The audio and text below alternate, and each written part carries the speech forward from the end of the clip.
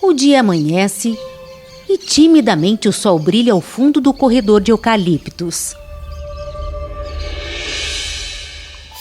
No vale, as cores do céu se fundem, como numa linda aquarela. O pasto farto, mas parece um imenso tapete. Comida e abrigo para os cavalos do Aras Feroleto, um dos mais tradicionais criatórios de cavalo brasileiro de hipismo do país. Respeito e liberdade são os nossos alicerces fundamentais. Sempre muito tranquilos, a gente quer ver essa felicidade, porque eu acho que o criador, aquele criador que é um criador de essência, ele ama o cavalo. Eu gosto muito do esporte, mas o cavalo que serviu a gente nas lavouras, que serviu a gente nas guerras, que serviu tanto à humanidade, é o que a gente está devolvendo para eles.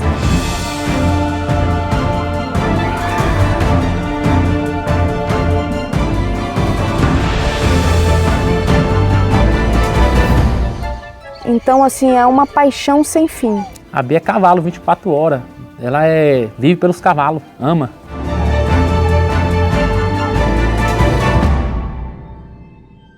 O mercado de salto que está em expansão, está se desenvolvendo, está crescendo. Hoje nós já somos um dos 10 grandes produtores de cavalos de salto no mundo. Feito muito importante. Parte dessa criação está aqui no estado de São Paulo. Fábio mora no Aras Feroleto, no interior de São Paulo, em Pirassununga. É o responsável pelo trato e doma de cavalos. Por sinal, vai buscar um deles agora. Ele é de uma linhagem muito importante, que é a Arezzo, que é uma linhagem assim já muito confirmada. O pai do Arezzo é o Chinchim, que foi cavalo olímpico. É realmente cavalo muito especial. E eu gosto muito porque o pai dele, além de ser um cavalo lindo e tudo mais, é um cavalo que dá filhos com muito sangue, que é muito importante pra gente. Você tem que pensar que quem vai montar, muitas vezes não é um profissional. E o cavaleiro, ele precisa do cavalo que queira sempre avançar pra frente, entendeu? Vem, negão! Vem cá, vem! Vem!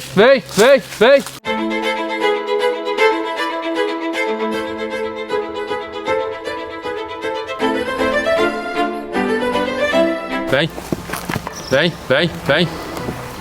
Ele é um cavalo novo, um jovem, mas é um cavalo de pasto, mas tem muito contato com a gente.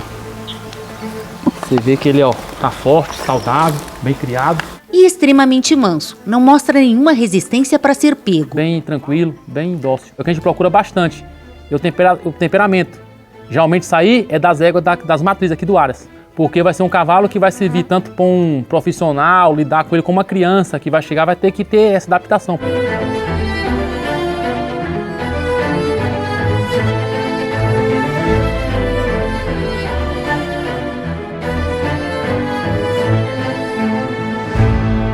Nós estamos aqui no picadeiro do Aras, então, e vai ser trazido para cá um potro que está com 2 semanas apenas de doma e ele vai ser ensinado a fazer um salto em liberdade.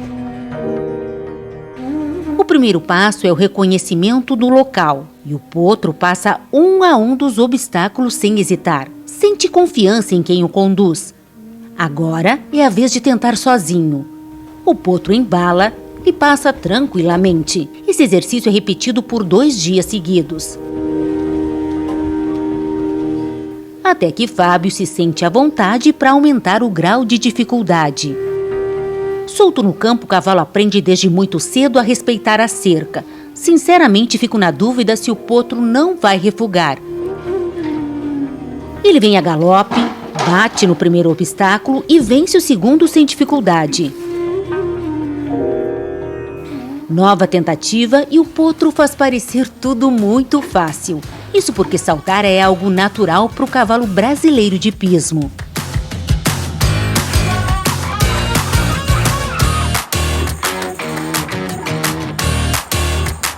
O corpo deles está preparado para isso. Então a gente só colabora, ajuda para eles entenderem como é que faz esse movimento, mas está dentro deles. O que é muito importante é o movimento da espádua ser solta de tal forma que ele consiga fazer um movimento para recolher as mãos. A coluna tem uma flexibilidade para que o pé saia, porque você imagina, a hora que o cavalo está abordando um obstáculo, ele tem que ter um impulsionamento por trás, tem que ter muita força atrás, ele tem que recolher as mãos para ele saltar e os pés têm que sair para que ele acabe de fazer a parábola, né?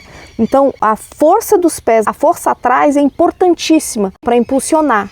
Então, ele se recolhe todo como uma mola e depois ele se estica. E nisso ele tem que ter muita flexibilidade. Então, assim, a gente procura os cavalos que sejam uma mola, que quando trota você vê ele se movimentando de uma forma assim leve, gostosa de ver, bonita. Eles são muito plásticos, né?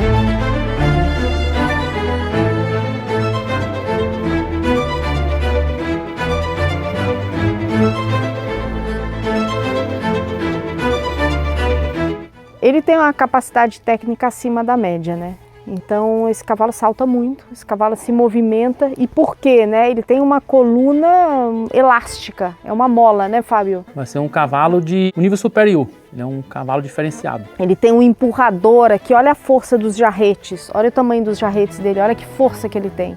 A estrutura dele é muito boa, sendo leve. Você viu ele saltando, que apesar dele ser essa força física, ele tem uma leveza incrível, né? É um cavalo muito especial. Ele tem 1,67, ele deve chegar na idade adulta com 1,70, né? Porque esses cavalos crescem até os 7, 8 anos e a gente quer que eles tenham essa altura para chegar nas provas importantes.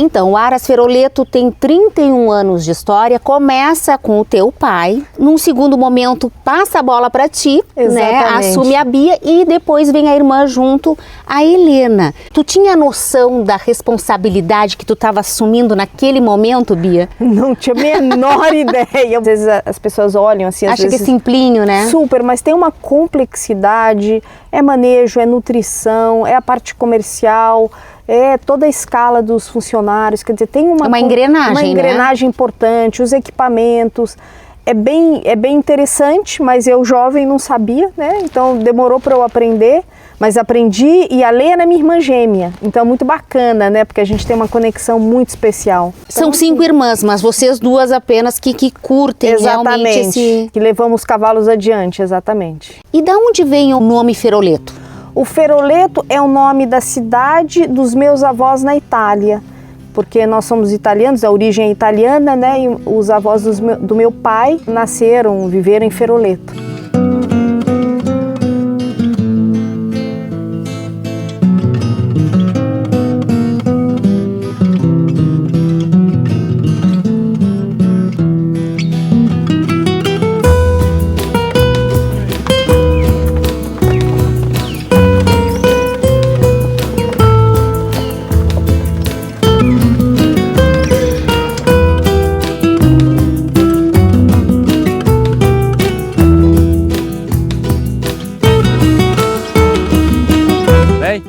Vem.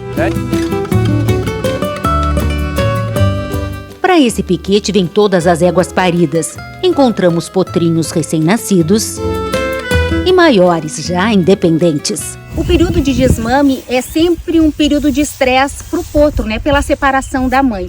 Mas aqui no Aras isso é feito com muito cuidado e quem sai do grupo é a égua. Os potrinhos permanecem juntos com o mesmo grupo. Esse potrinho aqui, ele foi desmamado hoje e observem como ele está tranquilo, já junto com os amigos, né? Porque são potros que ele conhece, que ele já estava anteriormente junto. Então isso tudo passa uma tranquilidade muito grande, né?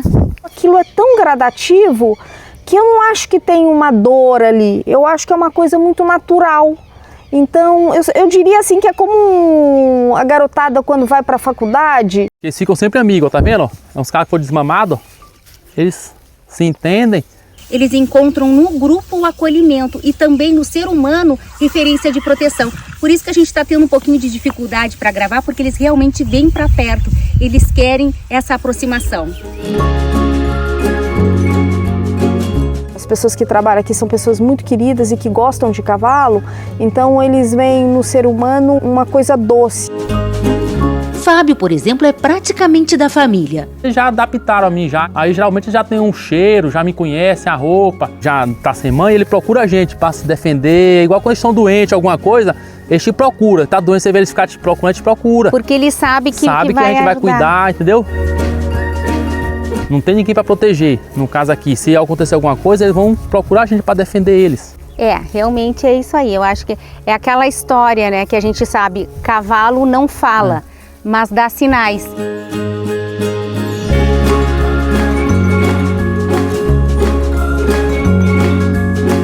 Então, Fábio, aqui funciona a lanchonete. Eu quero que tu me explique como é que acontece esse trabalho. Primeiro a égua entra com o potrinho, tem diferença aqui dos boxes? Bom, geralmente esse aqui é um box mais largo, entra a mãe e o potrinho no começo, entendeu? Ela entra para comer, aí entra os dois, a égua vai incentivando o potro a comer, aí depois de um certo tempo, nós não colocamos, aí entra individual. A mãe entra aqui, o potro sempre está do lado. Certo. Aí fornecemos outro tipo de ração diferente, a ração de égua e a ração de potro. Primeiro serve a ração para as éguas, o que acontece? Eles esperam que a ração dos potros são mais apalatável. Aí eles já sabe, já que tem um lugar vazio do lado da mãe, ele vai entrar lá da mãe para comer a raçãozinha dele de potro. Já sabe que a dele é mais gostosa. É, mais saborosa. E ele espera. Espera. Não quer saber de dividir mais a ração, Não, né? aí já não quer mais. Desmamou esses potros, a gente entra com uma ração já de potro em desenvolvimento.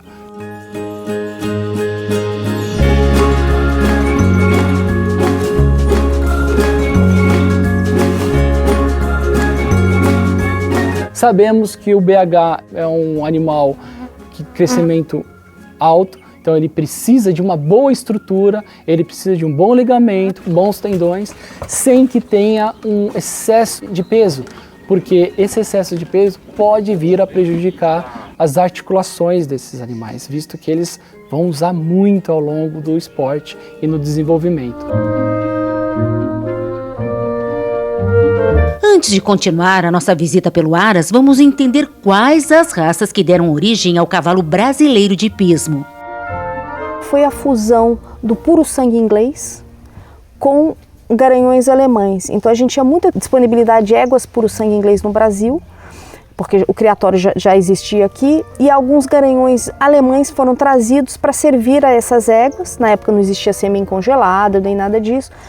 E aí que começou o trabalho. Naquela época, os nossos livros, quando a gente fala livros, são os livros onde você faz os registros, né? Eram abertos, ou seja, eles permitiam que éguas base, que não tinham origem definida, entrassem nos livros. Porque estava em processo de formação. Porque estava em processo de formação. Então, se elas tivessem alguns pontos, eles permitiam que entrasse. E daí foi evoluindo, até que hoje a gente não precisa mais utilizar dessa forma, porque a gente já está numa evolução muito grande, mas foi a partir daí que a gente teve tanto sucesso. Eu acho que as éguas puro sangue foram assim importantíssimas na formação do plantel nacional.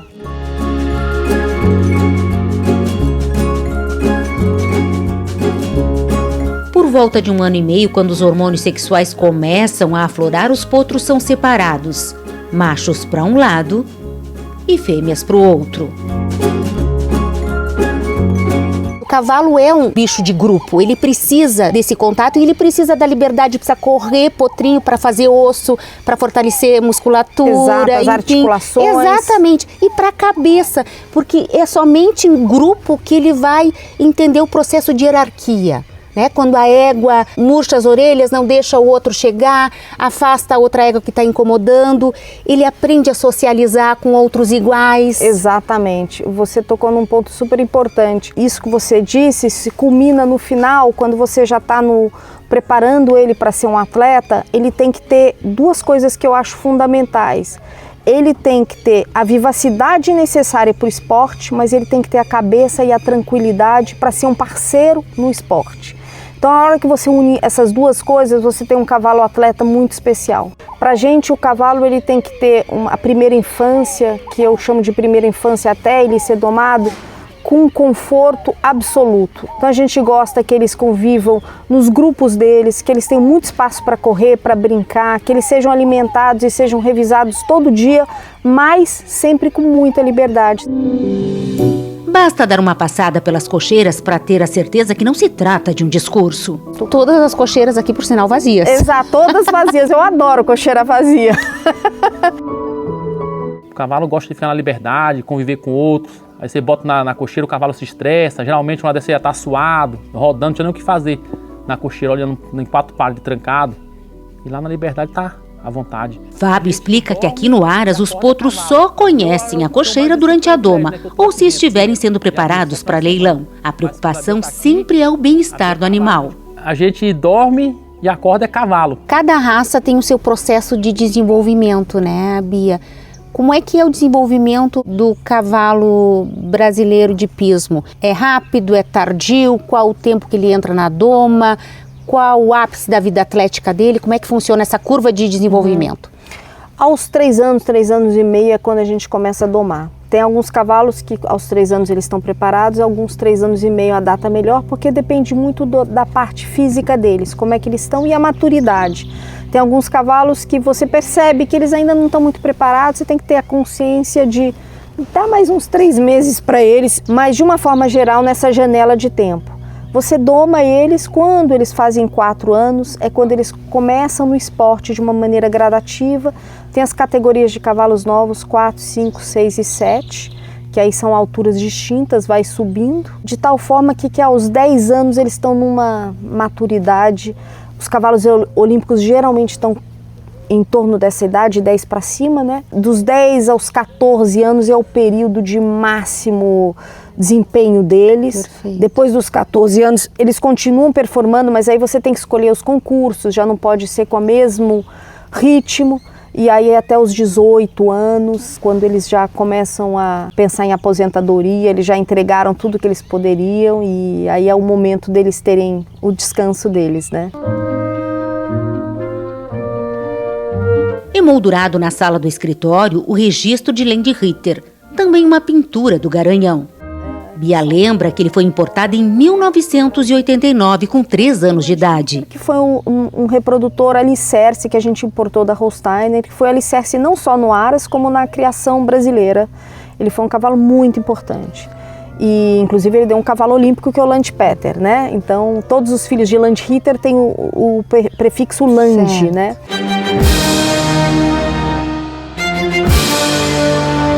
Então, o Aras Feroleto construiu uma bonita trajetória e história em competições internacionais. Landpeter do Feroleto competiu nas Olimpíadas de 2016. Ao todo foram produzidos 4 animais olímpicos aqui dentro, mas já existe um projeto para as Olimpíadas de 2028. O que vocês estão pensando, Bia? O sonho do criador, ele está sempre latente, né? A gente está sempre sonhando e agora a gente tem um cavalo muito especial. Estupendo Feroleto, macho brasileiro de pismo, propriedade Maria Beatriz Quintino Nicotero. Estupendo salta na categoria 7 anos, com Musa, um cavaleiro experiente. Esse cavalo é bastante especial porque ele é filho de uma égua que a gente vendeu num leilão, uma égua Ziroku Blue, tô falando de linhagens aqui, mas na venda do leilão a gente sabia que ela era muito especial, então a gente fez uma reserva de embrião. Então com essa reserva de embrião nasceu esse cavalo que se chama Estupendo. Minha irmã gêmea... Olha, nome é forte. É, minha irmã gêmea que deu o nome logo no início, ele era tão maravilhoso que foi Estupendo. Eu falei, puxa, Helena, será? Eu sou mais assim. E aí o Estupendo está saltando essa prova de categoria 7 anos, que é uma prova importante, que é um final da categoria de cavalos novos e onde você define a qualidade técnica, a maturidade do cavalo, e ele tem se mostrado um cavalo importante. É uma longa trajetória, né, até se conseguir chegar a um momento ápice como esse de ter um cavalo no Mundial, numa Olimpíada, e vocês conseguiram esse feito. O sentimento deve ser algo muito, muito especial, Bia. A emoção é incrível. Até no Rio 2016 eu levei toda a minha família, meus pais também, pra gente assistir, porque você viu ele nascendo, ele potrinho, ele brincando e de repente ele tá ali entre os maiores do mundo, pronto ali com o cavaleiro para fazer uma performance bonita. É uma emoção. Eu tenho até uma foto bonita dele que a gente vê toda a plástica, porque ele é muito plástico. O desenho dele saltando com o cavaleiro foi uma coisa de uma emoção incrível. Eu levo assim essa cena assim no meu coração.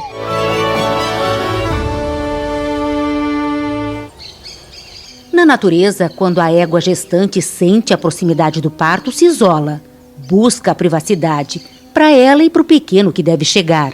A ameaça de que outra égua tente roubar a cria é uma preocupação, que aqui no Aras Feroleto não existe. No final da gestação, cada égua tem seu próprio piquete. Tem muita gente que prefere a cocheira, nós aqui não adotamos esse critério, o nosso critério é solta no pasto. Vem, Francisca, vem. A maioria geralmente são como se fossem meus filhos, né? Nasceu esse aqui, eu já peguei no colo já. Francisca tem previsão de parto para daqui a 15 dias e por isso teve implantado um chip na vulva. É um dispositivo que você coloca atrás dela e quando ela dilata, desarma e toca um alarme. E esse alarme toca no parteiro, aí o parteiro vem e assiste. Não existe uma intervenção senão necessária. Exatamente. A gente não precisa intervir apenas se tiver algum problema, mas eu acho que também o que colabora muito é que a gente usa éguas e cavalos que tenham portes que façam sentido, porque às vezes você tem uma égua muito pequena e você quer botar um garanhão. Essa composição pode ser perigosa, entendeu? Porque se o potro for muito grande para uma égua pequena, vai dar problema. Para um parto distóxico. Exato. Então, receptoras, às vezes você tem esse tipo de problema. Perfeito. E a gente tenta fazer isso de uma forma muito... Eu acho que a vida é uma coisa tão linda que a gente tem que estar sempre pensando de uma forma muito inteligente. A nossa responsabilidade de criar é enorme.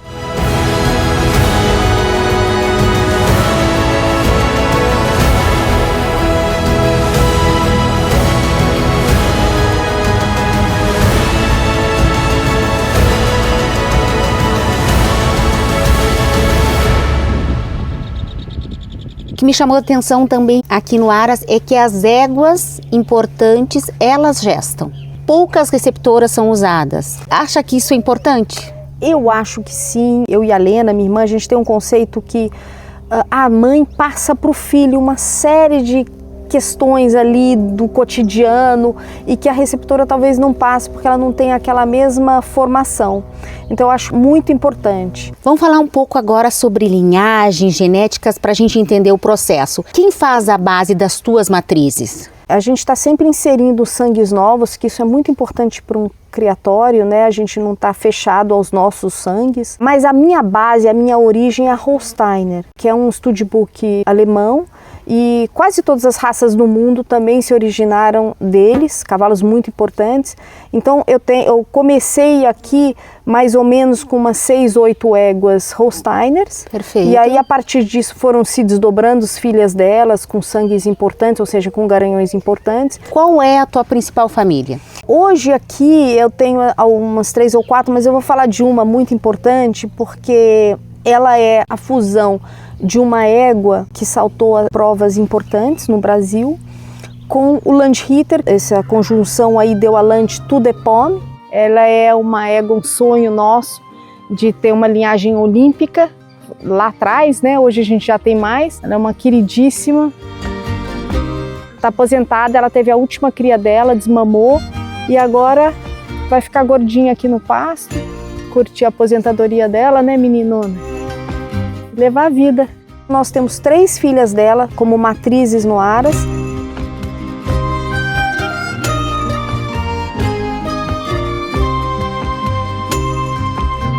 Essa daqui é a Zoe, ela é filha da To the Pomme, Land to the Pomme, que eu mencionei. É uma égua que a gente selecionou para estar no nosso criatório. É uma égua que vocês veem que tem muita estrutura, né? Ela dá cavalos assim com uma elasticidade incrível.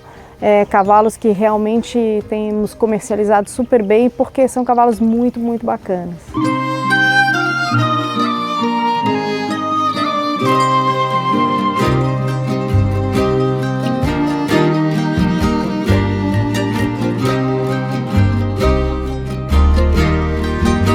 As matrizes já conhecidas, que já usamos várias vezes, aí a gente já busca, já sabe mais ou menos o produto que vamos tirar com cada garanhão, pela matriz. Essa daqui é a Canã de Pomme, é uma paixão minha essa égua.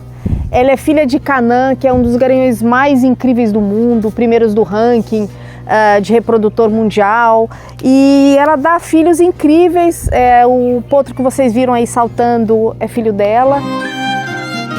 Então, assim, você pode até dizer que o Brasil hoje, ele cria como criam os europeus. Perfeito. A gente é um modelo muito semelhante e o nosso livro é aberto, então isso significa que a gente permite muita a entrada de sangues que são confirmados para que a gente evolua no esporte, que o nosso grande objetivo é o esporte de alta performance, né? Qual é o país referência hoje, ou os países referência no hipismo? A Alemanha, a Holanda, acho que para mim são os dois principais, são de destaques. O esporte nos Estados Unidos, tem outros países também, mas assim, a criação que eu mais uso como referência é a Alemanha e a Holanda. Também tem a França, que também é importante, mas eu acho que tanto a Holanda quanto a Alemanha tiveram mais influência nos nossos criatórios aqui no Brasil. Então, com isso, a gente conseguiu evoluir muito rápido com esse intercâmbio que nós fizemos com eles, entendeu? Trazendo as éguas e tudo mais. Quem dita os garanhões a serem usados aqui no Brasil é o mercado internacional, que é o que tem mais resultados. E essa escolha é em cima de estatística, de números? Exatamente. Não é empírica? Não é empírica. Inclusive, eu sou sócia de um studbook na Holanda, que é a WPN, que te dá muitas estatísticas, dá muitas informações assim num detalhe muito preciso dos filhos, qual o resultado dos filhos. Então, as centrais aqui no Brasil trazem esse sêmen, se a gente quiser, a gente também pode trazer de alguns locais, mas tem umas centrais aqui que disponibilizam esses sêmens desses garanhões e a gente estuda qual que é o melhor nicking. Essa palavra nicking, que é até interessante, que é parecida com o meu nome, nicotero, é a união dos dois papéis da fêmea e do macho que dá um resultado muito, muito bom. Perfeito. Esse nicking é o que a gente procura aqui. Mesmo alicerçado em todos esses dados, às vezes o criador tem que usar um pouquinho de feeling, né? E ousar. É interessante você falar isso, porque a gente é um criatório que utiliza muito sêmen de garanhões jovens. Não é muito comum, as pessoas preferem utilizar os garanhões que já estão muito consagrados. E a gente faz muito isso. É o Chardonnay, o Kohinoor também. São cavalos jovens de um studbook muito importante na Europa, na Holanda, e que são garanhões que estão começando no esporte. E você veja, se você fizer a conta, olha que interessante. Um garanhão de 10 anos, que já está no ápice da sua trajetória esportiva, o seu filho mais velho tem 4, 5 anos, que ainda está no início. Então demora muito para você confirmar um garanhão. A hora que ele está saindo da carreira esportiva dele é que os seus filhos estão chegando e se confirmando. Então você tem que ter um pouco de arrojo para tentar trazer esses sangues novos, entendeu? E eu acho que a gente tem que estar sempre olhando. Teve um criador, um dos maiores criadores do mundo, eu tive a oportunidade de estar com ele aqui no Brasil um tempo atrás, e eu perguntei para ele, o que você acha que nos difere de vocês? Porque a gente usa os mesmos sangues. Ele falou assim, vocês criam com retrovisor. Vocês fazem o que a gente já fez. E aquilo para mim foi determinante. Ele tem razão, eu tenho que fazer o que ele faz de novo. Então a gente sempre insere isso de uma forma muito cautelosa, claro, com estatística e tudo mais, mas a gente tem feito bastante isso. E tem aquela questão muito do entendimento do que as tuas éguas precisam, né? Necessariamente, cada um cria o seu plantel, tem o seu plantel, e nem sempre o garanhão que é ideal para um determinado aras servirá tanto quanto ao outro. Então precisa também desse olhar mais específico. Exatamente, você tem que conhecer suas éguas, aí vamos na morfologia, né? A gente determina os pontos que a gente precisa melhorar e não é só a égua, como a gente já acaba conhecendo um pouco os filhos dela, a gente sabe o que ela transmite, que a gente é positivo e aquilo que a gente quer que melhore. Então a gente procura um reprodutor que consiga trazer isso. Não é uma ciência exata. Não.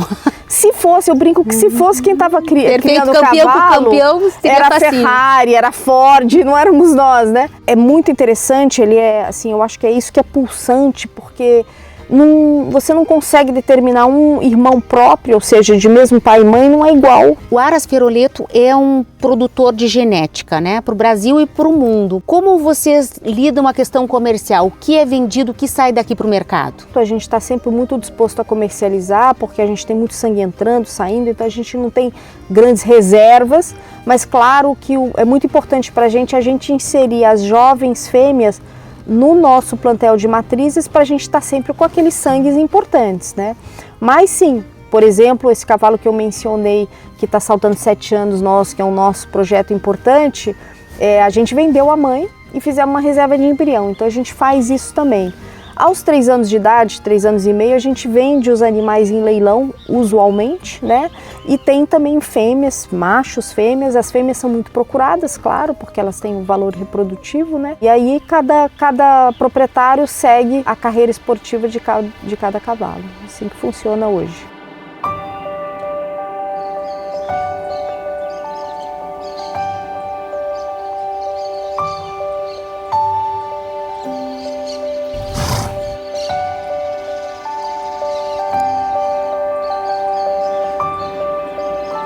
Aqui tem que ser um lugar de paz. Pra gente isso é um pilar muito importante.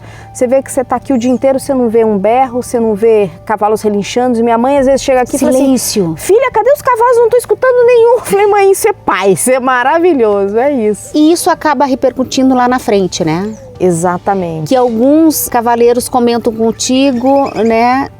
Eles têm algo especial. Esses animais têm algo especial que eu não consigo perceber, mas existe uma conexão diferente. Que legal você dizer isso. A gente tem tido muito retorno dos profissionais que pegam os cavalos, que vão começar a dar continuidade no trabalho, dizendo que, puxa, Bia, como eles têm uma cabeça boa, que tranquilidade. Esse cavalo nosso que está saltando 7 anos, 7 anos é quando você introduz muitas dificuldades na pista. Ele saltou à noite. Noite para o cavalo novo é uma coisa assim que pode ser luzes e tudo mais. E ele falou, Bia, esse cavalo saltou como se tivesse, não teve a menor alteração, foi muito bacana. Então, assim, isso pra gente é um retorno absolutamente maravilhoso, é o que nos norteia. É inspiração para seguir em frente na busca não só de campeões, mas de cavalos saudáveis, tanto no físico quanto no mental.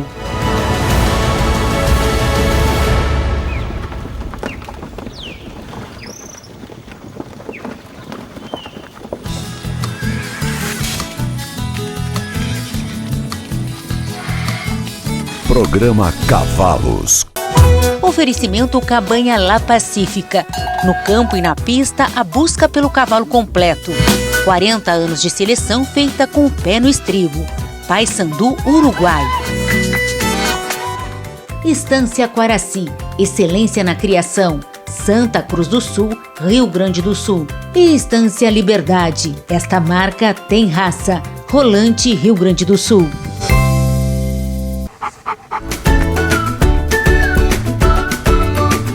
Quem ama, cuida. E como a gente sabe, a saúde começa pela boca. A Trotter é uma ração com proteína de alta qualidade e sem corantes. Um combo de energia, minerais, vitaminas essenciais e, é claro, muito sabor, porque os nossos amigos merecem o melhor. Trotter, alimento com carinho.